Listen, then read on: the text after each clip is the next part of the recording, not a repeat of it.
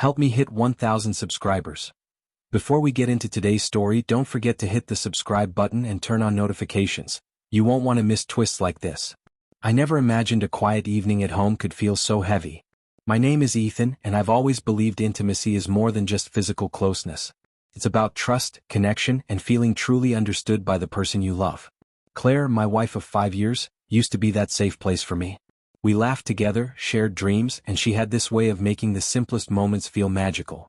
But recently, something had changed. It started subtly, half-hearted hugs, quick pecks on the cheek instead of real kisses, and evenings where she'd sink into the couch, avoiding any closeness. At first, I chalked it up to stress, fatigue, or a passing phase.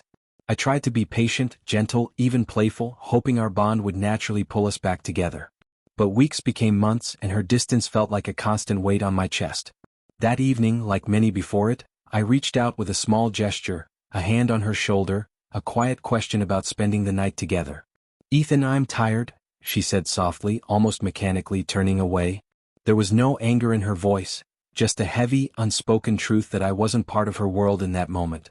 My heart sank, but I didn't push. Forcing the issue would only make the silence deeper. What I didn't anticipate was that tonight would be different. Claire's friend Natalie was visiting.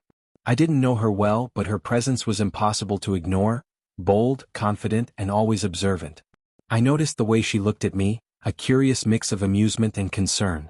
As soon as she sensed the tension between Claire and me, her gaze made me uneasy, like she could see right through the fragile calm I was trying to maintain. The contrast was stark. Claire had withdrawn into herself, quiet and tense, while Natalie's energy seemed to fill the room.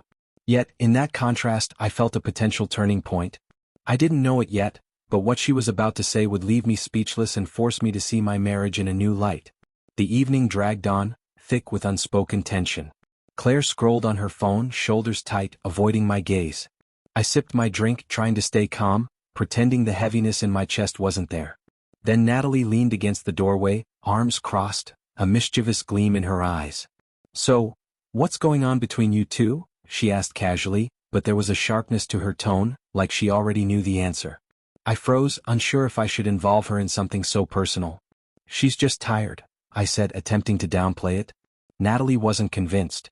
She tilted her head, studying us both, her eyes probing every unspoken word, every hidden emotion.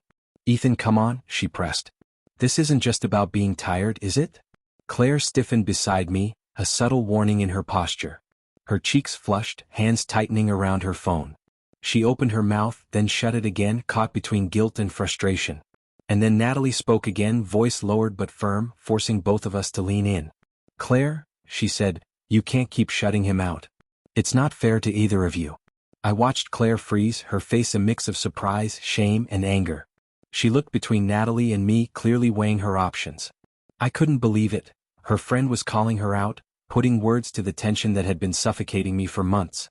Natalie's words weren't cruel, they were honest, impossible to ignore.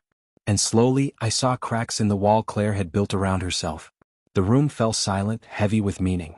"This isn't about blame," Natalie continued, placing a reassuring hand on Claire's shoulder. "It's about honesty. You both deserve connection, not silence." For the first time in months, I felt clarity piercing the fog. I looked at Claire and really saw her, the vulnerability, the fear, the guilt. "Ethan, it's not that I don't care," she whispered, voice trembling. I didn't know how to." Her sentence faltered, and I understood she didn't even know how to express her feelings. I reached for her hand.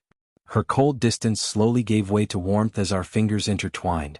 "I just want us to be close again," I said softly. "To feel like partners, not strangers sharing a home." Tears welled in her eyes, and for the first time in what felt like forever, the spark of connection returned, fragile but real. Natalie smiled, sensing her intervention had worked, and quietly excused herself, leaving us alone. In that quiet, we talked, listened, and slowly began to rebuild what had been lost. It wasn't instant or perfect, but for the first time in months I felt seen, heard, and chosen, and that was everything.